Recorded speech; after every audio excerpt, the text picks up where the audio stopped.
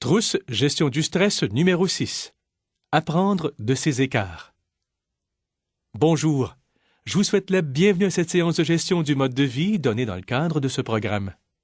Avant de commencer, j'aimerais vous féliciter d'avoir décidé de participer à ce programme et d'avoir franchi une autre étape importante en vue d'améliorer votre santé, d'atteindre votre poids idéal et de vous mettre en forme.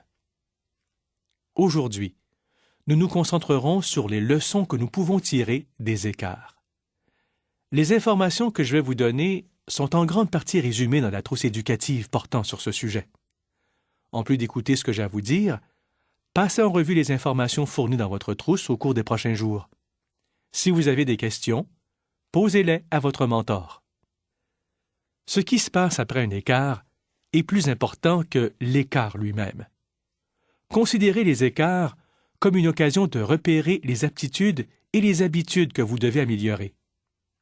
Votre trousse présente une méthode d'analyse des écarts. Rappelez-vous comment, quand et où l'écart s'est produit, plutôt que d'essayer d'en trouver les causes.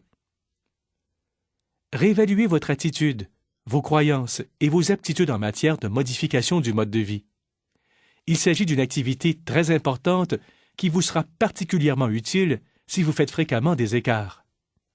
Tout d'abord, évaluez votre motivation à changer votre mode de vie. Si vous essayez de modifier votre mode de vie pour de mauvaises raisons, cela pourrait expliquer en partie votre problème. Vous devez décider vous-même de changer, et non pas parce que quelqu'un vous a dit que vous devez ou devriez le faire. Pensez de nouveau aux avantages et aux inconvénients d'un changement. Vous avez entrepris ce processus de réflexion plus tôt dans le cadre de ce programme.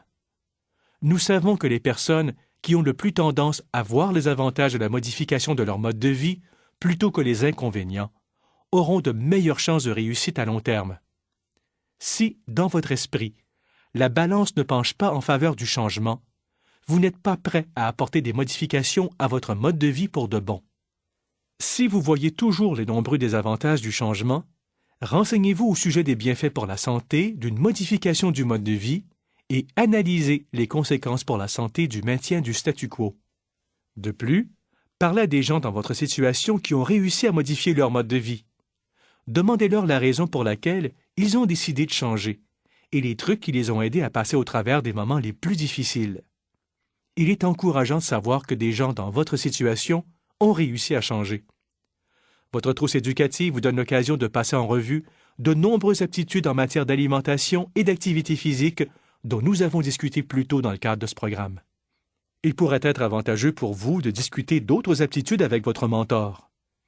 N'oubliez pas de réviser l'information fournie dans votre trousse, de répondre aux questions, de faire les devoirs et de déterminer à quel point l'information s'applique à votre situation personnelle. Vous réussirez mieux le programme si vous utilisez pleinement la documentation fournie. De plus, assurez-vous de discuter de toute question avec votre mentor. Continuez à participer à ce programme et vous réussirez. Finalement, rappelez-vous que l'attitude est une petite chose qui peut faire une grande différence. En attendant votre prochaine visite, je vous souhaite de passer une excellente journée en santé.